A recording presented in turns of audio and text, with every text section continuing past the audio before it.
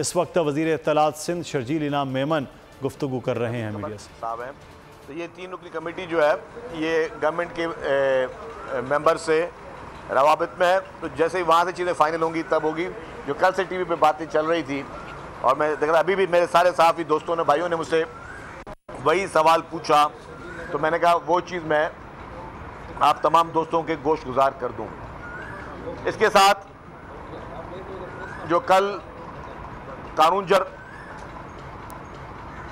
जबल पे बातचीत हुई उस पर भी गवर्नमेंट ऑफ सिंध का क्लियर स्टांस आ गया है कि गवर्नमेंट ऑफ सिंध जो है उसका चीफ मिनिस्टर साहब ने नोटिस भी लिया है और गवर्नमेंट ऑफ सिंध ऐसा कोई काम जो है वो नहीं करने जाएगी जिससे जो आपकी तारीखी कोई चीज़ की जो अहमियत है उसको नुकसान पहुँचे और एक हेरिटेज आपका जो है वो डिस्टर्ब हो। और डेफिनेटली हम चाहते हैं कि जो भी हमारे मुल्क में नेचुरल रिसोर्सेज हैं उनकी वो यूटिलाइज़ किया जाए, लेकिन कानूनजर जबल पे किसी किस्म की कोई भी जो है इस तरह की का काम नहीं किया जाएगा। उसके साथ कल आपको ये भी इल्म है कि नई बसेस जो हैं वो कराची में पहुंच चुकी हैं अल्हम्दुलिल्लाह। और यही पाकिस्तान की हुकूमत सिंध की तरजीह है कि तमाम हमारे जो भी प्रायोरिटीज़ हैं कि हम ट्रांसपोर्ट को भी ज़्यादा हम आगे लेकर जाएं और ट्रांसपोर्ट महकमे में मज़ीद बेहतरी के लिए मज़ीद बसेस लेके आएँ, क्योंकि यहाँ रिक्वायरमेंट बहुत है। और कोविड जितना अभी बाहर ऑर्डर्स वगैरह प्लेस नहीं हो रहे थे, अब वो पूरी दुनिया भर में फैक्ट्रीज खुलना शुरू हो गई हैं, तो हमने और भी ऑर्डर्स जो हैं वो प्लेस किए हैं। तो उसी मद में कुछ बसेस कल पहुँची हैं और अगस्त के महीने में कुछ बसेस आ रही हैं और फिर सितंबर छोड़ के अक्टूबर में इंशाल्लाह ताला और मज़ीद बसेस आएंगी। तो अब ये बसेस और ट्रांसपोर्ट का जो ये आने का सिलसिला है वो नॉन स्टॉप जारी रहेगा।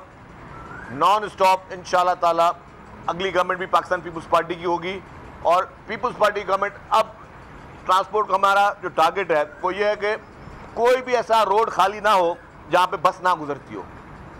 सिंध भर का हर रोड पे पब्लिक ट्रांसपोर्ट मुहैया हो ताकि लोग अपनी ज़िंदगी आसानी से गुजार सकें, लोगों को इजाफी अखराजात ना भरने पड़े।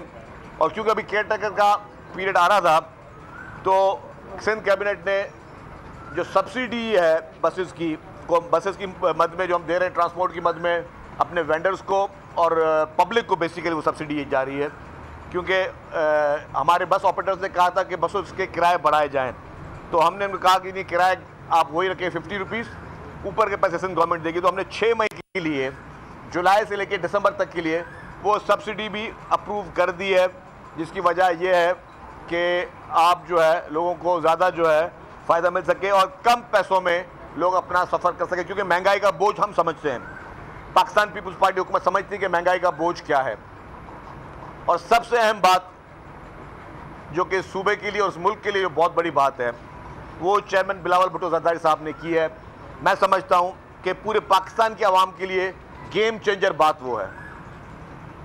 मोहतरम बिलावल भुट्टो ज़रदारी साहब ने लारकाना में जब लोगों को मालकाना हुकूक दे रहे थे उन ज़मीन के, क्योंकि आपको पता है कि सैलाब जब आया था तो लाखों लोग बेघर हुए थे, लाखों घर जो है वो बिल्कुल सफाई हस्ती से मिट गए थे।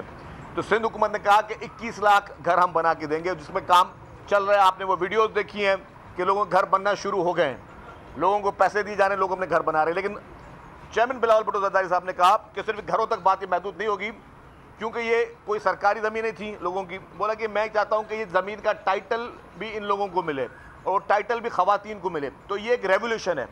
अभी हम हमारे सामने तो गुजर रहा है, हमें उसका एहसास नहीं हो रहा, लेकिन जब रेवोल्यूशन लिखे जाते हैं, जब इनकलाबी काम लिखे जाते हैं, तो तब लोगों को पता चलता है कि जी ये इनकलाबी काम है क्या।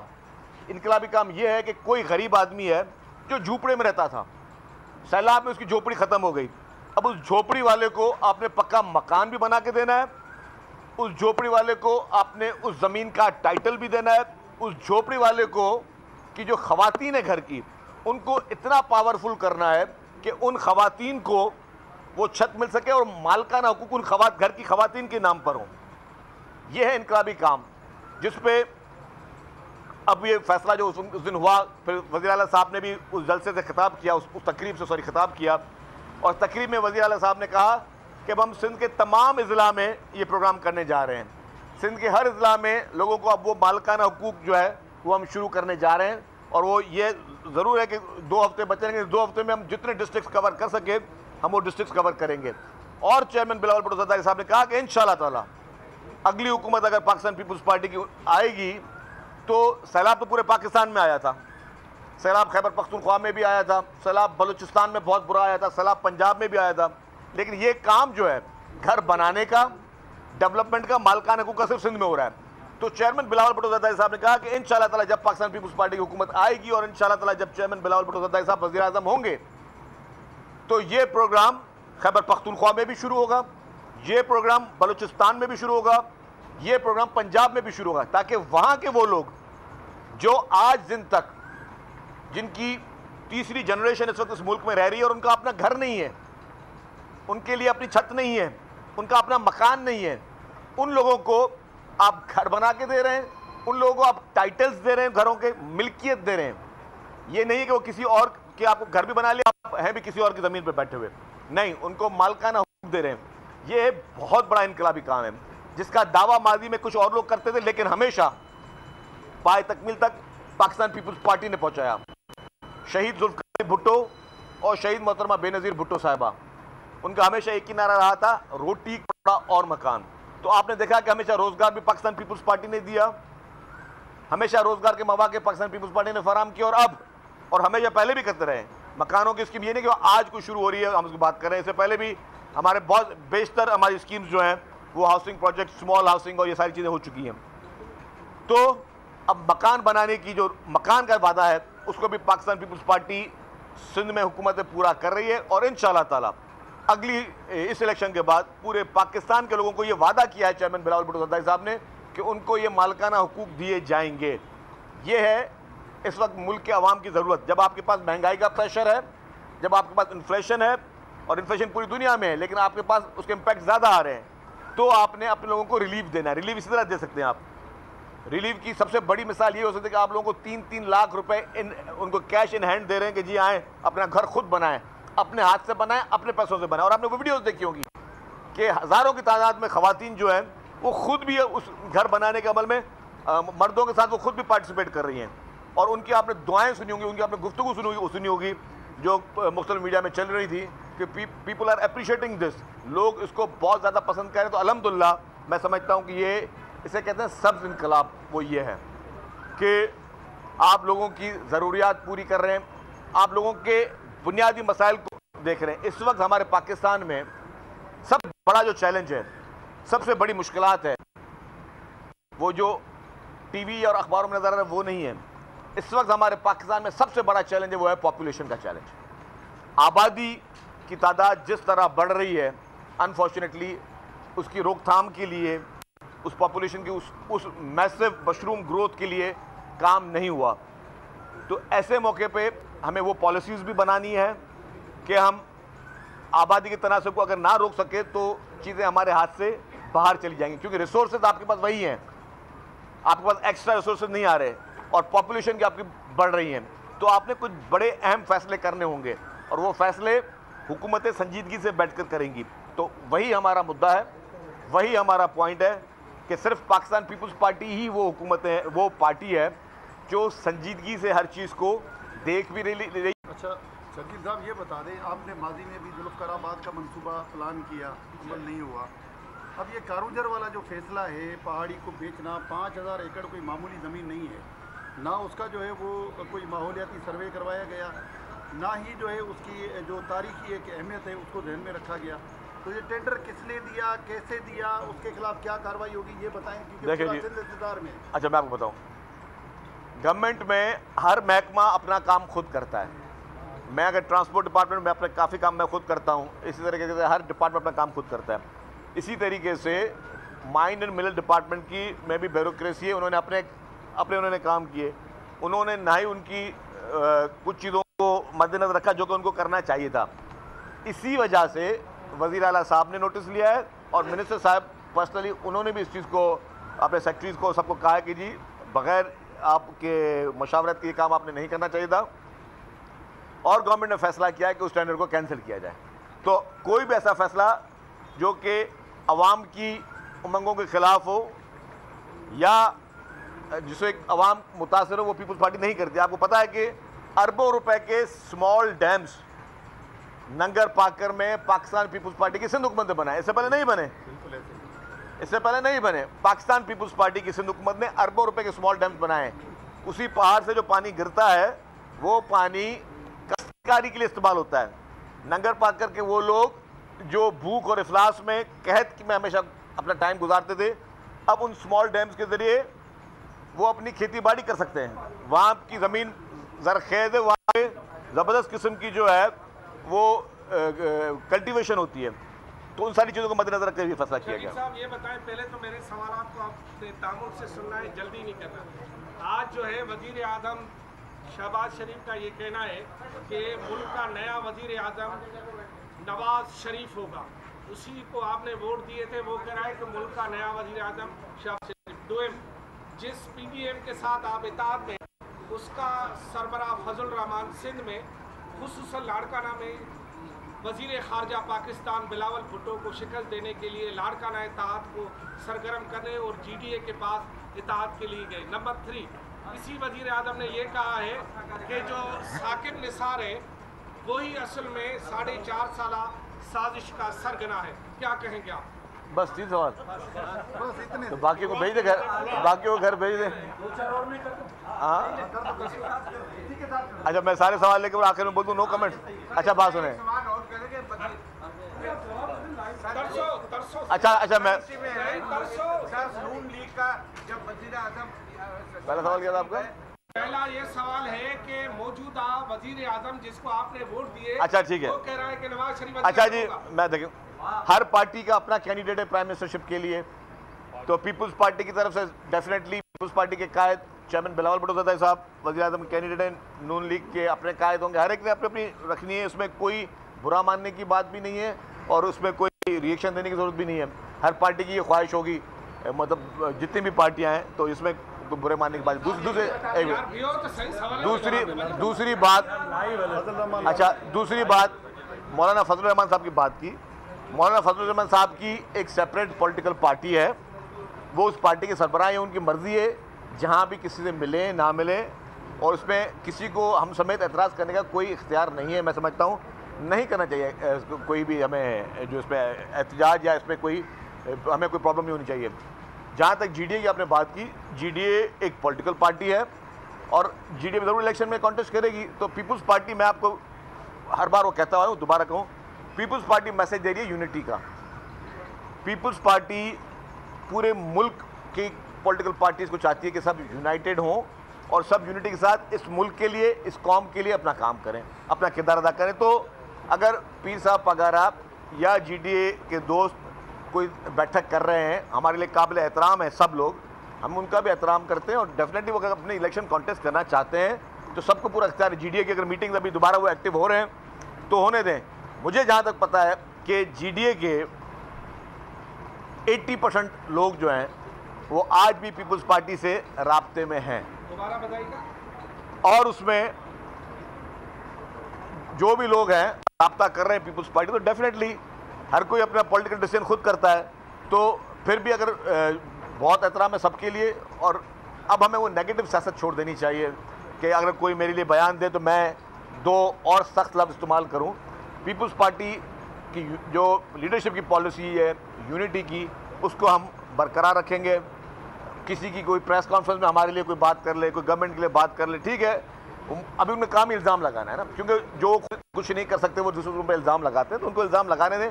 बाकी पीपल्स पार्टी इंशाल्लाह ताला कोशिश ये होगी कि हम सबको साथ लेकर चलें। एक बार कोई और पूछ लेगा, एक बार पहले GDA की तरफ से निगरान सेटअप का है कि न्यूट्रल निगरान सेटअप में आना चाहिए, तो इस पर आप क्या कहेंगे? अपोजिशन लीडर के हवाले से बातें चल रही हैं, अपोजिशन लीडर को कहीं से बरामद करवाएं या कोई नया? देखिए जी सर, इसमें यह भी ऐड कर लें, अगर निगरान वज़ीर सदरुद्दीन शाह को बनाया जाए तो आपको कोई इतराज़ नहीं? यार आप तो अगर और मगर बहुत करते हैं यार, कि अगर ये हो गया, अगर वो हो गया। हाँ भाई बात सुने, दुबई में जाते हो। अच्छा मैं आपको बात बता दूं, कौन होगा ये तो बता दे। मजीद अब्बासी। अच्छा मैं आपको एक बात बता दूं कि हकीकत ये है कि फैसले जो भी होंगे बेहतर होंगे, अच्छे होंगे, और कोशिश ऐसे की जाएंगे कि नॉन कंट्रोवर्शियल लोग जो हैं वही आगे आएँ, ताकि इंतखाबात पे कोई सवाल निशान ना हो और इंतखाबात साफ और शफाफ हो सकें।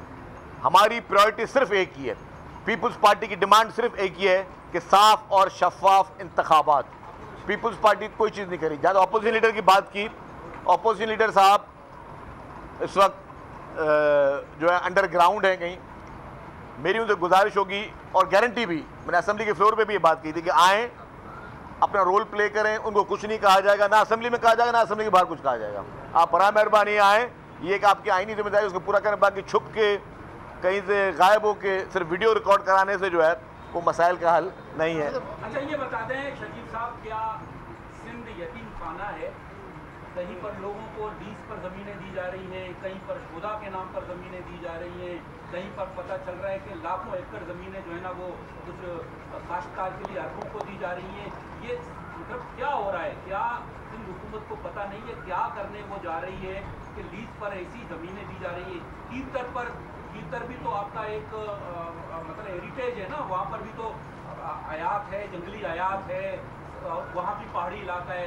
कीतर भी की ज़मीनें जो है ना वो मलिक रियाज साहब वहाँ तक पहुँच गए हैं, तो इस हवाले से भी आपका क्या है? अच्छा भाई, आपका सवाल जो है ना उसमें मफरूज़ ज़्यादा है। मैं आपको बता दूं कि गवर्नमेंट के प्रोसीजर्स हैं। सरकारी वो ज़मीन जो किसी के इस्तेमाल में नहीं है, अगर वो कोई भी इदारा इस्तेमाल लेता है किसी भी काम के लिए, कोई काश्तकारी के लिए या कोई किसी स्कीम के लिए, तो गवर्नमेंट के प्रोसीजर्स हैं। गवर्नमेंट की वो लीज अमाउंट गवर्नमेंट चार्ज करती है। गवर्नमेंट का बिजनेस इस तरह चलता है। कोई भी ऐसा काम नहीं किया गया जो लॉ से हटकर, कानून से हटकर किया जाए। कानून में हर एक डिपार्टमेंट का अपना एक रोल डिफाइंड किया हुआ है। रेवेन्यू डिपार्टमेंट का अपना रोल है, एलयू डिपार्टमेंट का अपना रोल है, हर डिपार्टमेंट का अपना रोल है। तो वो जो भी करते हैं उन सारी चीज़ों को देखकर फिर करते हैं। शकील साहब, मुल्क के अंदर कौमी सलामती के हवाले से बहुत सारे केसेस पेंडिंग में हैं और कौन से केस? मुल्क की सलामती के हवाले से गद्दारी के और हमलों के 9 मई के केसेस और प्रोटेक्टिव बेल मिल गई है 8 अगस्त तक। तो क्या निगरान हुकूमत उन केसेस को उस तरह कंटिन्यू कर पाएगी? देखिए जी, निगरान हुकूमतों ने नहीं करना, असल में प्रोसिक्यूशन ने परसू करना होता है।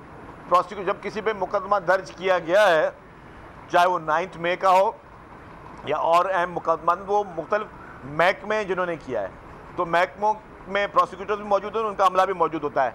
ये नहीं है कि निगरान हुकूमत अगर चली गई तो वो महकमा ख़त्म हो जाता है। मतलब पॉलिटिकल गवर्नमेंट चली गई अभी जो है, तो डिपार्टमेंट सारे एग्जिस्ट करते हैं, उनकी फंक्शंस जारी रहते हैं, उसमें तो कोई प्रॉब्लम नहीं होता। नारा है कि वो सिर्फ पंजाब के हद तक महदूद है, आर्मी चीफ भी वहाँ जा रहे हैं पीएम के साथ, तो सिंध में क्या सब इनकलाब के लिए कोई इक़दाम नहीं कर सकता? देखिए जी, जहाँ तक मेरी इंफॉर्मेशन है कि ये ग्रीन रेवोल्यूशन पूरे पाकिस्तान में आएगा और अच्छी कोशिशें अगर जहाँ पे भी की जाएंगी तो वो उनके अगराज़ मकासद को देखकर डेफिनेटली गवर्नमेंट अपना फ़ैसला भी करेंगी। और इस वक्त आपके मुल्क को जो है ना वो इकॉनमी के हिसाब से बड़े फैसले करने का है कि आपके बड़े अहम फैसले क्या आप करें जिससे आपके मुल्क की इकॉनमी बेहतर हो सके। चाहे आपको उसमें काश्त को बढ़ा रहे हैं, आप बाकी सेक्टर्स को, अपने जो कुदरती जो आपकी मादनियात हैं उनमें कोई फैसले आपने करने हैं, और जो भी फैसले करने हैं, मैं समझता हूँ कि मैं आज जैसे काजी साहब एक बात मैंने कही, और ये बात मैंने खाली ऐसे महावरतन नहीं कही है। हमारे मुल्क में सबसे बड़ा सब इशू आपका वो पॉपुलेशन का है और बहुत ज़्यादा मशरूम ग्रोथ हो रही है। It is a cause of concern. ये कोई आसान बात नहीं है, बहुत फिक्र की बात है ये। और उसको रोकने के लिए आप रोकने के उसको कम करने के लिए क्या आप अपने इकदाम हैं, दूसरे अपने आप को रिसोर्सेज बढ़ाने पड़ेंगे, अपने बिजनेस को बढ़ाना पड़ेगा। ये नहीं हो सकता कि काफ़ी सेक्टर्स को आप छोड़ चुके हैं काफ़ी अर्से से, उनको छोड़ते ही रहें। आपको अब हर सेक्टर में प्रोएक्टिवली आगे आना पड़ेगा ताकि आप इस मुल्क के लोगों को रोज़गार भी देना है। ये नहीं कि लोग पैदा हो रहे हैं, लोग आ रहे हैं, लोग बढ़ रहे हैं, और जो उनके लिए पानी तो आपको उतना ही है जितना आपको मिल रहा है, एग्रीकल्चर तो आप उतनी उगा रहे हैं जितनी आप उगा सकते हो, वो पानी के हिसाब से सारी चीज़ें करते हो। तो आप आखिर आपने अपने लिए वेज ढूंढने होंगे हुकूमत ने। जब तक आप वो वेज नहीं ढूंढते तब तक जो है वो चीज़ नहीं होगी।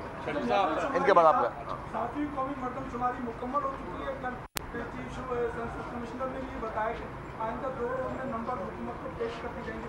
हुकूमत का इस हवाले से क्या मौक़िफ़ है कि जो अब तक की मरदमशुमारी हुई उस पर भी एतमाद में लिया गया और बंदियों का मामला दरपेश? देखिए जी, जो भी नंबर आएंगे वो देखकर ही सिंध हुकूमत फैसला करेगी कि मरदमशुमारी में क्या क्या हुआ है।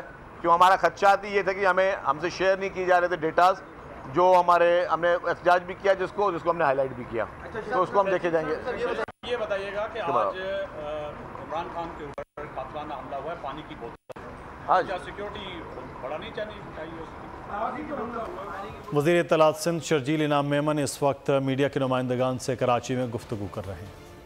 पाकिस्तान की आईटी इंडस्ट्री जो है वो पाकिस्तान की एक्सपोर्ट में एडिशनल इजाफा कर सकती है अगले 3 सालों के अंदर, क्योंकि आईटी और बाकी जो 3 सेक्टर्स हैं उन 3 सेक्टरों में आईटी में फ़र्क है। वो ये है कि ये शॉर्ट टर्म में आपको गेन दे सकती है जो पाकिस्तान की नीड है इस वक्त। आईटी को तो पहले भी, इससे पहले वाली हुकूमतें और इससे पहले भी लोग डिफाइन करते आए कि जी यार आईटी से बहुत चेंज आ जाएगा।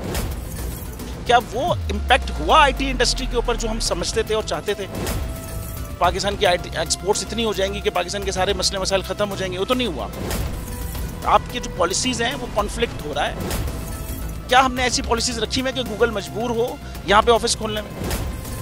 पॉलिसीज़ के तहत करना होगा। वो 2 से 3 महीने 4 महीने में खुद ब खुद ऑफिस स्टार्ट करेंगे।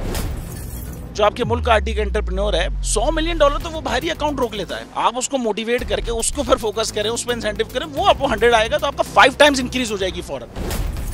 टेक्सटाइल में हम क्या करते हैं, हम उठाते हैं बाहर के किसी ब्रांड के लिए टी-शर्ट यहाँ बनाते हैं, उसको दे देते हैं। लेकिन अब आईटी के बाद अगर आप अपना ब्रांड बना के लोगों वहाँ पे बेचेंगे, चाहे B2B बेचें चाहे B2C बेचें, पॉसिबल है। पाकिस्तान की जो एक्सपोर्ट में ये $30 अरब से ज़्यादा का इजाफा इससे हो जाना खाली यार।